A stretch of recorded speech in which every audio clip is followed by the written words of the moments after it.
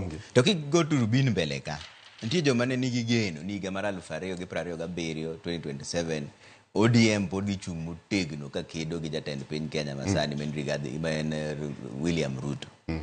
Sani koro ma koro utiyo kanyakla ni. Dhi bedo nang'o mbele ka kung'iye? Donge kata ng'en siasa ni ang'isi siasa najua. Donge ng'eyo ne nitie ga KANU NDP cooperation. Banyaka majo ved. Banyaka Moi odhi bo igno kila kitu bo weyo ji mane wacho ni araero wadhi ure nomination bo wacho nanu ure madwa. Donge nodar gi jogete. Mane siasa. ODM pod keto wang'e okombe. Okay. Jeffard maka wuok koma be koro gonwa simu ka ndio winyane Jeffard wacho nang'o. Jeffard oimore? Oimore nyambi. Wacho nang'o baba? Sirikal ni yie go koso oyo. Sirikal ni okanyie kode ka already ya. Aduogo kod ka jotend migepe ma mokaudi. Koro gima penjo kaka mag ODM gidhi tiyo gi manifesto mane. Okay. Manifesto man ka gidhi tiyo go alafu kendo kuma dundo penjo to korka Gachagua ko chande. Awinjo ka nitie kaka noga ino konyalo wuoyo kaka onyalo wuoyo gi jok moko kaka Kalonzo gi Juru Ambalo to konyalo wuoyo kodgi nyalo Okay. Koro Gachagua kanyalo riwore gi Kalonzo Musyoka. Nitiere ng'at machielo kende simu.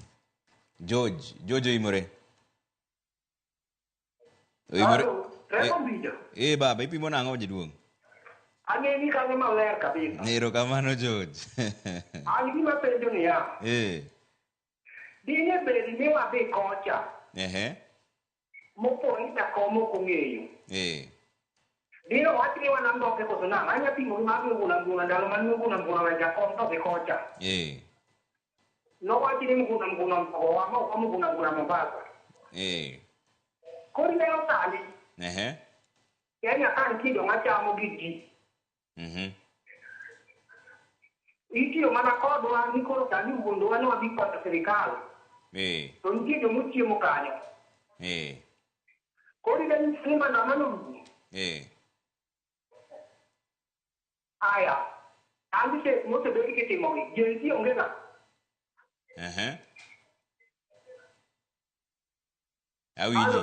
Awinji maler. Dhi mbele. Kano atimo handshake gi Kibaki. Nije dionge. Okay. Watimo handshake go nije dionge. Negin mana die. Kano koro watimo grupo. Nije onge. Jogo nyisani moriere mondo wabed ka wamoko kudwa ni gisani mbele. Mono mondo wa TV kanyo ni kiani ni jikonyo sirikal. Ito ni konyo sirikal mara. Okay. Erokamano George. Anda da bira mogiga ni chieng' moro an wach moko modi wana wacho ni kiani sani ni Ruto ler kata ma Ruto to mbele kuji no wach nang'o ka kata no ler. Otimo ang'o motimo mong'e koro ler fan. Okay. Awinji maler. Erokamano nindo maber. Aya, koro wachakane gi Jeffard mane ni Homa Bay. Wacho ni manifesto mane makoro dhi tiyo sani. Hapa ni penjo mano penjo maber kabisa. Nwacha manifesto mantie sani ma Kenya Kwanza or UDA tiyogo en magiduongo ni the plan ma en bottom economic transformation agenda better. To penjo no nyo penj mbadi nya.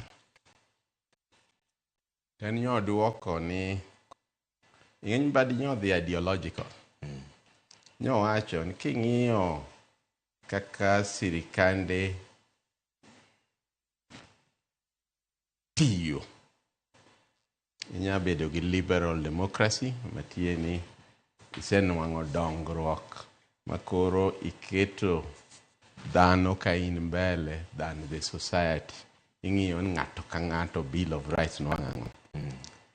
Ta entie social democracy ma bendi follow capitalism to the society before the individual.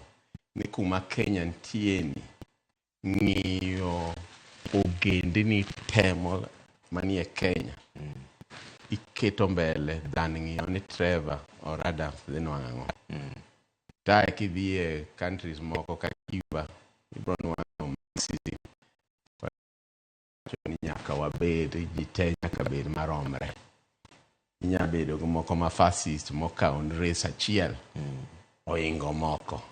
Koro Mbadi owacho ni king'iyo manifesto mar Kenya Kwanza gi manifesto mar Azimio, kiweyo the semantics, to use his word, nyinwang'o gima they are united in ma details emopogre and social democracy. Niki talk of value addition in agriculture. To ODM not talk of manufacturing. It's the same thing. Ki talk of affordable housing. The difference in how it was going to be implemented. Yet giduto negiwacho nigiditimo basi. Kidhingi security in terms of samadhi ni orphans, samadhi ni jomoti, jomadhi mani disabled. Owacho kendo ni the difference is in the details. So what that alone, the fact that social democracy should not make matters hard, Mondotemi. But I think the coalition government, Mara ENU, immediately the coalition government Otemi, negide in a retreat, but harmonize the manifestos, Mondokoro Gigine. Maybe mano poko timre te maja kono wajan pokwandikre anything. Maybe you never samoro bro timore mbele ka. Yes.